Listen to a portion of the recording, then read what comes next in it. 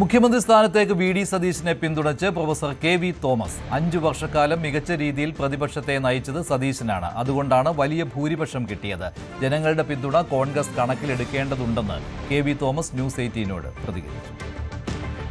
അങ്ങ് കോൺഗ്രസിൻ്റെ കഴിഞ്ഞ ഒരുപാട് കാലമായ അവർക്കൊപ്പം ഉണ്ടായിരുന്ന ഒരാൾ കൂടിയാണ്. ഇപ്പോൾ ആ കോൺഗ്രസ് തിരിച്ച് അധികാരത്തിലേക്കെല്ലാം എത്തുകയാണ്. ഇപ്പോൾ സമീപകാല ചർച്ചകളെല്ലാം ശ്രദ്ധിച്ചിട്ടുണ്ടാവും. മുഖ്യമന്ത്രിയെ തിരഞ്ഞെടുക്കാനുള്ള വലിയൊരു ചർച്ചകളും കാര്യങ്ങളും എല്ലാം ആണ്. കോൺഗ്രസ് രാഷ്ട്രീയം നന്നായി അറിയാവുന്ന ഒരാളെന്ന രീതിയിൽ ചോദിക്കുകയാണ്, ഇങ്ങനെ ഇത് കാണുമ്പോഴെന്ന് തോന്നുന്നു. കാരണം തെരഞ്ഞെടുപ്പിൽ വലിയ ഭൂരിപക്ഷത്തോടെ കാണുമ്പോൾ വേദനയാണ്. കാരണം ഇത്രയും വലിയ ഭൂരിപക്ഷം ജനങ്ങൾ ആരാകണമെന്നുള്ളതല്ല, അത് വേറെ കാര്യം. എന്തുകൊണ്ട് ഒരു തീരുമാനം സുതാര്യമായി എടുത്തുകൂടാ? ഈ തിരഞ്ഞെടുപ്പിൽ കേരളത്തിലെ ജനങ്ങളുടെ മുമ്പിൽ 3 പേരുണ്ട്. ഇപ്പോൾ ഒന്ന് സതീശൻ്റെ വിദ്യാർത്ഥി കൂടി, എനിക്ക് നന്നായിട്ടറിയാം, എൻ്റെ വിദ്യാർത്ഥിയാണ്. സതീശനെ പറവൂർ സീറ്റ് കൊടുത്തതിൽ ഒരു പങ്കെനിക്കുള്ളതാണ്.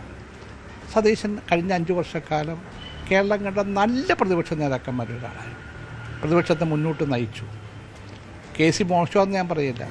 ഓർഗനൈസേഷൻ സെക്രട്ടറിയായി അതിപ്രഗത്ഭന്മാരായിരുന്ന പോസ്റ്റാണ്. ജി.കെ. മൂപ്പനാരും കെ.സി. പന്തുമൊക്കെ ഇരുന്ന പോസ്റ്റിലാണ് അദ്ദേഹം ഇരിക്കുന്നത്. രമേശിന് പരിചയ സമ്പത്തുണ്ട്. ഇതൊക്കെ ഉണ്ടെങ്കിലും ഈ മുന്നണി ഈ UDFനെ കഴിഞ്ഞ 5 വർഷക്കാലം പ്രതിപക്ഷത്തിരുന്ന് നയിച്ച ഒരാൾ, അതിന് ജനമൊരു വികാരമില്ലേ?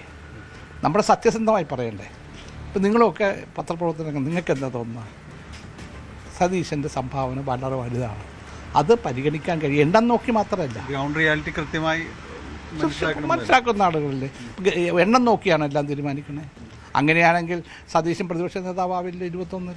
രമേശല്ലേ ആവുണ്ട്, എണ്ണം കൂടുതൽ രമേശിന് കൂടെ ആയിരുന്നില്ലേ? പണ്ടും അങ്ങനെയൊക്കെ തന്നെ ഇല്ലേ? ഇപ്പോൾ ആൻ്റണി ഇവിടെ വന്നിട്ടില്ലേ? കാരണം അതിനെ മാറ്റിയിട്ട് അന്നത്തെ വികാരങ്ങൾ കണ്ടുകൊണ്ടാണ്. ഉമ്മൻചാണ്ടി വന്നില്ലേ? ഇപ്പോൾ വെറും എണ്ണമല്ലല്ലോ. അപ്പോൾ എണ്ണത്തിൻ്റെ കണക്ക് പറഞ്ഞ് പോകുമ്പോൾ അതിന് ചില ദുഷ്ടലാക്കുകളുണ്ടെന്ന് ആളുകൾ സംശയിച്ചാൽ കുറ്റപ്പെടുത്തിയിട്ട് കാര്യമില്ല. കൂടുതൽ വാർത്തകൾക്ക് news 18 Keralam YouTube channel subscribe ചെയ്യുക.